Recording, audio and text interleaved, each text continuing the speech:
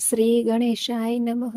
જય શ્રી કૃષ્ણ. આજે આપણે સોમવારે પ્રદોષ વ્રત કથા કહેશું, પૂજા વિધિ કહેશું, મહત્વ કહેશું. જો વિડીયો પસંદ આવે તો ચેનલને સબસ્ક્રાઇબ કરવાનું ભૂલતા નહીં, જેથી આગળના વિડીયો તમને મળી રહે. સોમવારે શિવ શક્તિની પૂજા કરવી, લાંબી ઉંમર અને સારા સ્વાસ્થ્ય માટે પ્રદોષ વ્રત કરવું. સોમવારે આવતું પ્રદોષ વ્રતને સોમ પ્રદોષ વ્રત પણ કહેવામાં આવે છે. શિવ પુરાણ પ્રમાણે સુદ અને વદ પક્ષની 13મી તિથિ એટલે 13ના દિવસે શ્રદ્ધાપૂર્વક ભગવાન શિવની પૂજા પ્રદોષ કાળમાં કરવાની પરંપરા છે. ગ્રંથોમાં ઉલ્લેખવામાં આવ્યું છે કે પ્રદોષ કાળમાં ભગવાન શિવ રજત ભવનમાં નૃત્ય કરે છે અને પ્રસન્ન મુદ્રામાં રહે છે. પ્રદોષને શિવ પૂજાનો પર્વ પણ કહેવામાં આવે છે, કેમ કે આ દિવસે કરવામાં આવતું વ્રત અને શિવ પૂજાનું અનેક ગણું શુભ ફળ મળે છે. જાણકારો પ્રમાણે પ્રદોષમાં કરવામાં આવતી પૂજા શ્રાવણમાં થતી શિવ પૂજા સમાન ફળ આપે છે. આ દિવસે સૂર્યાસ્તથી 45 મિનિટ પહેલા શિવ પૂજા થાય છે.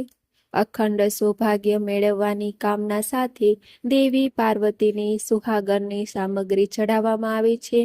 પ્રદોષ વ્રતનું મહત્વ: પ્રદોષ વ્રત કરવાથી બીમારીઓ દૂર થાય છે અને ઉંમર વધે છે. આ દિવસે વ્રત અને પૂજા કરવાથી પરિણીતા મહિલાઓની મનોકામનાઓ પૂર્ણ થાય છે અને સુખ સમૃદ્ધિ મળે છે. આ વ્રત દુશ્મનો ઉપર વિજય પ્રાપ્ત કરવા માટે ફળદાયી માનવામાં આવે છે. પ્રદોષ વ્રતમાં ભગવાન શિવની પૂજા કરવામાં આવે છે. આ વ્રત નિર્જળ એટલે કે પાણી વિના કરવામાં આવે છે. આ વ્રતની વિશેષ પૂજા સાંજે કરવામાં આવે છે. સાંજે સૂર્યના અસ્ત થતા પહેલા એકવાર સ્નાન કરી લેવું જોઈએ. સાફ સફેદ રંગના કપડાં પહેરીને પૂર્વ દિશામાં મોં કરી ભગવાન શિવ અને દેવી પાર્વતીની પૂજા કરવામાં આવે છે. પૂજાની તૈયારી કર્યા બાદ ઉત્તર પૂર્વ દિશા તરફ મોં રાખીને ભગવાન શિવની ઉપાસના કરવી જોઈએ. પ્રદોષ વ્રત કરવા માટે 13 તિથિના દિવસે સૂર્ય ઉદય પહેલા જ જાગવું. ત્યારબાદ સ્નાન કરીને ભગવાન શિવની પૂજા કરીને આખો દિવસ વ્રતનો સંકલ્પ લેવો જોઈએ. આખો દિવસ ઉપવાસ કર્યા બાદ સૂર્ય અસ્ત થતા પહેલા સ્નાન કરીને સફેદ કપડાં પહેરવા. જ્યાં પૂજા કરવાની હોય તે જગ્યાને ગંગાજળ અને ગાયના ગોબરથી લેપીને મંડપ તૈયાર કરો અથવા બાજોટ મૂકો. તે મંડપમાં 5 રંગની રંગોળી બનાવો અને પૂજા કરવા માટે કુશના આસનનો ઉપયોગ કરો. સૌથી પહેલા ભગવાન ગણેશની પૂજા કરો. માટીથી શિવલિંગ બનાવો અને તેની વિધિવત પૂજા કરો. ભગવાન શિવ સાથે માતા પાર્વતીની પણ પૂજા કરો. ભગવાન શિવ પાર્વતીની પૂજા બાદ ધૂપ દીપ પ્રગટાવો. શિવજીની પ્રતિમાને જળ દૂધ પંચામૃતથી સ્નાન કરાવો. બીલી પાન ફૂલ પૂજા સામગ્રીથી પૂજા કરીને ભોગ ધરાવો.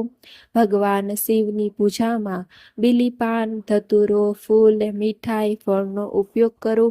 ભગવાન શિવને લાલ રંગના ફૂલ ચડાવવા નહીં. પૂજામાં ભગવાન શિવના મંત્રનો ઓમ નમઃ શિવાયનો જાપ કરીને શિવજી ઉપર જળ અભિષેક કરવો જોઈએ. ત્યારબાદ કથા અને પછી આરતી કરો. પૂજા પૂર્ણ થયા પછી માટીના શિવલિંગને વિસર્જિત કરી દો. કથા: પ્રાચીન સમયમાં અંબાપુર ગામમાં એક બ્રાહ્મણ સ્ત્રી રહેતી હતી. બ્રાહ્મણ સ્ત્રી વિધવા હતી. તે ભીખ માંગીને પોતાનું ગુજરાન ચલાવતી હતી. એક દિવસ ભીખ માંગીને પરત ફરતી વખતે તેને 2 બાળકો મળ્યા. બ્રાહ્મણ સ્ત્રી બંનેને ઘેર લાવી. બ્રાહ્મણ સ્ત્રીને એ બાળકો ઉછેરવાનું શરૂ કર્યું. સમય પસાર થતો ગયો અને બંને બાળકો મોટા થયા. એક દિવસ બ્રાહ્મણ સ્ત્રી બંને બાળકોને ઋષિ સાંડિલ્ય પાસે લઈ ગઈ. બ્રાહ્મણીએ ઋષિ સાંડિલ્યને વિનંતી કરી કે તે બાળકોના માતા પિતા વિશે જણાવે. પછી ઋષિ સાંડિલ્યે બ્રાહ્મણીને કહ્યું કે આ બંને બાળકો વિદર્ભના રાજાના રાજકુમારો છે. ગંધર્ભના રાજાએ વિદર્ભના રાજાને યુદ્ધમાં હરાવ્યા. ત્યારબાદ તેનું રાજ્ય છીનવી લેવામાં આવ્યું અને બંને છોકરાઓને રાજ્યમાંથી બહાર ફેંકી દેવામાં આવ્યા. આ સાંભળી બ્રાહ્મણીએ ઋષિને કહ્યું કે તે ઉપાય જણાવે જેના દ્વારા બંને બાળકો પોતાનું રાજ્ય પાછું મેળવી શકે. આ પછી ઋષિ શાંડિલ્યએ તેમને પ્રદોષ વ્રત વિશે કહ્યું.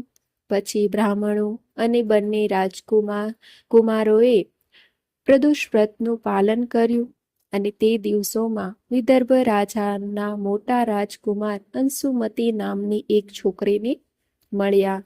બંનેએ લગ્ન કરવાનું નક્કી કર્યું. જ્યારે અંશુમતીના પિતાને આ વાતની ખબર પડી ત્યારે તેમણે ગંધર્ભ રાજા સામેના યુદ્ધમાં રાજકુમારોને મદદ કરી. આના કારણે રાજકુમારોને ગંધર્વ રાજા પર વિજય મળ્યો. ખુશ થઈને રાજકુમારોએ પાછળથી બ્રાહ્મણીને તેમના રાજ દરબારમાં એક વિશેષ સ્થાન આપ્યું, જેના કારણે બ્રાહ્મણીની બધી મુશ્કેલીઓ દૂર થઈ ગઈ.